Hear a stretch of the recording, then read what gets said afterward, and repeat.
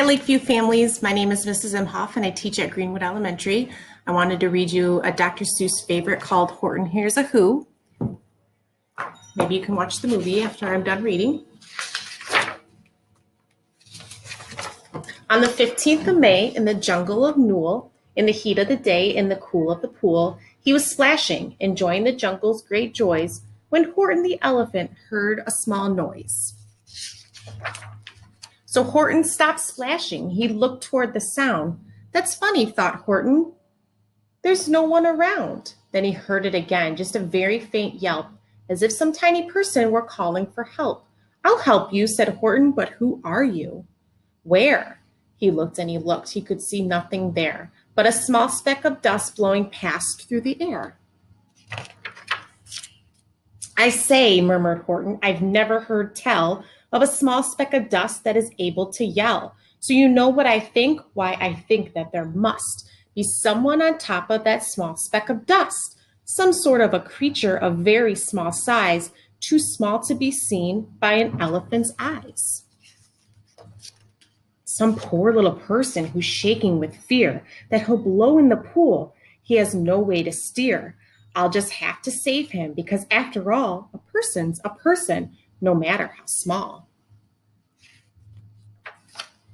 So gently and using the greatest of care, the elephant stretched his great trunk through the air, and he lifted the dust speck and carried it over and placed it down safe on a very soft clover.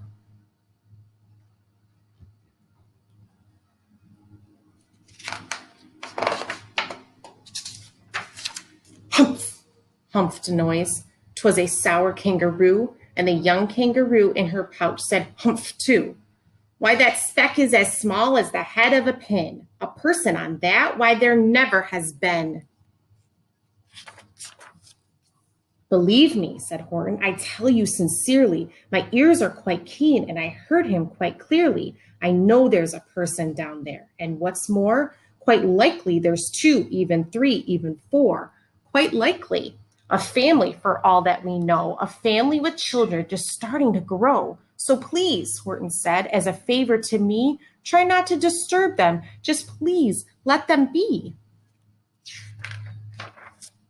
I think you're a fool, laughed the sour kangaroo, and the young kangaroo in her pouch said, me too. You're the biggest blamed fool in the jungle of Newell, and the kangaroos plunged in the cool of the pool. What terrible splashing, the elephant frowned. I can't let my very small persons get drowned. I've got to protect them. I'm bigger than they. So he plucked up the clover and hustled away. Through the high jungle treetops, the news quickly spread. He talks to a dust speck. He's out of his head. Just look at him walk with that speck on that flower. And Horton walked, worrying, almost an hour. Should I put this speck down? Horton thought with alarm. If I do, these small persons may come to great harm. I can't put it down, and I won't. After all, a person's a person, no matter how small. Then Horton stopped walking. The speck voice was talking. The voice was so faint he could just barely hear it. Speak up, please, said Horton. He put his ear near it. My friend, came the voice. You're a very fine friend. You've helped all us folks on this dust speck no end. You've saved all our houses, our ceilings and floors. You saved all our churches and grocery stores. You mean? Horton gasped. You have buildings there too?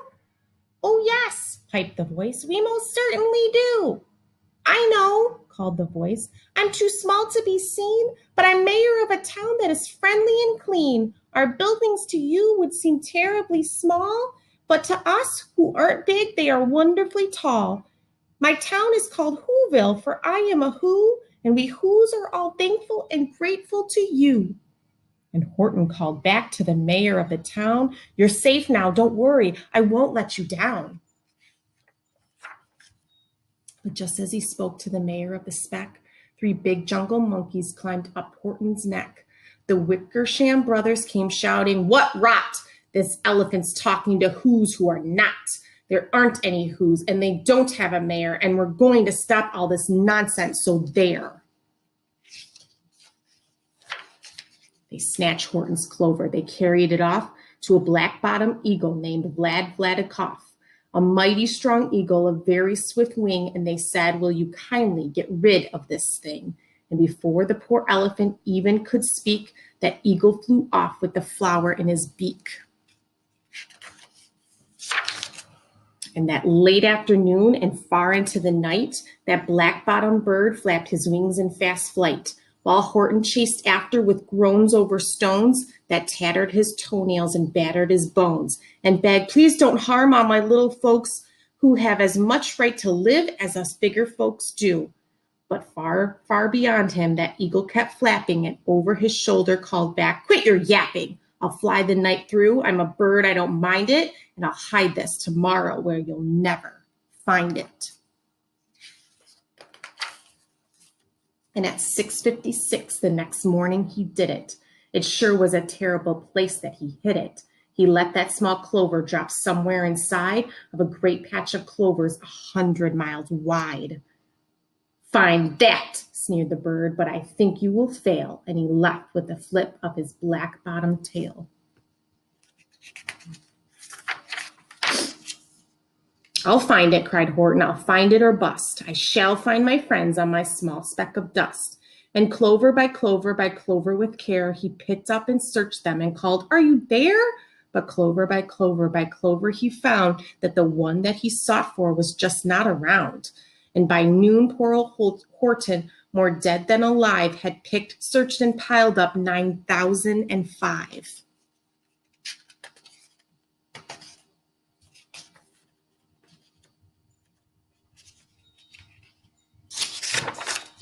Then, on through the afternoon, hour after hour, till he found them at last on the 3,000,000th flower. "My friends," cried the elephant, "tell me, do tell, are you safe? Are you sound? Are you whole? Are you well?"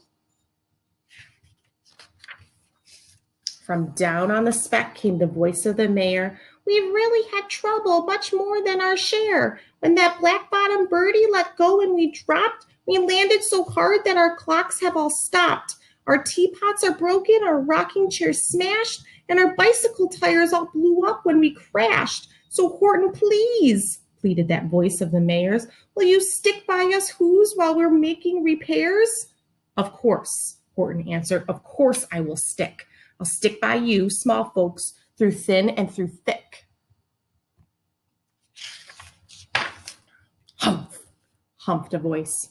"For almost 2 days you've run wild and insisted on chatting with persons who've never existed. Such carryings on in our peaceable jungle. We've had quite enough of your bellowing bungle. And I'm here to state," snapped the big kangaroo, "that your silly nonsensical game is all through." And the young kangaroo in her pouch said, "Me too." With the help of the Wickersham brothers and dozens of Wickersham uncles and Wickersham cousins and Wickersham in-laws whose help I've engaged, you're going to be roped and you're going to be caged. And as far as your dust speck, ha, that we shall boil in a hot steaming kettle of bezelnut oil. "Boil it?" gasped Horton. "Well, that you can't do. It's all full of persons. They'll prove it to you." "Mr. Mayor, Mr. Mayor," Horton called. "Mr. Mayor, you've got to prove now that you really are there. So call a big meeting, get everyone out, make every who holler, make every who shout. Make every who scream. If you don't, every who is going to end up in a bezelnut stew." And down on the dust speck, the scared little mayor quick called a big meeting in the Whoville town square, and his people cried loudly. They cried out in fear, "We are here, we are here, we are here." That elephant smiled. "That was clear as a bell. You kangaroos surely heard that very well." "All I heard," snapped the big kangaroo, "was the breeze and the faint sound of wind through the fair distant trees. I heard no small voices, and you didn't either." And the young kangaroo in her pouch said, "Me neither."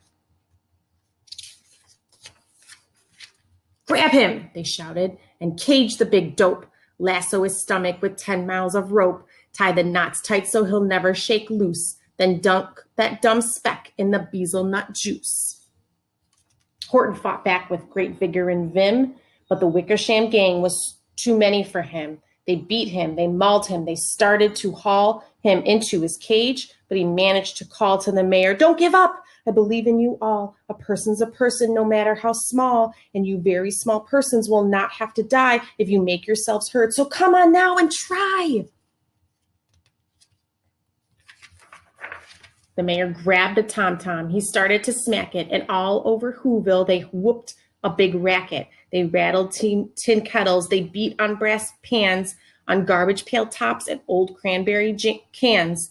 They blew on bazookas and blasted great toots, on clarinets, oompas, and boompas and flutes.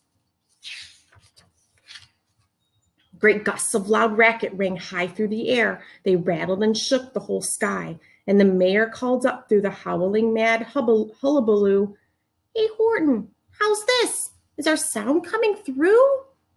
And Horton called back, "I can hear you just fine, but the kangaroo's ears aren't as strong quite as mine. They don't hear a thing. Are you sure all your boys are doing their best? Are they all making noise? Are you sure every Who down in Whoville is working? Quick, look through your town. Is there anyone shirking?"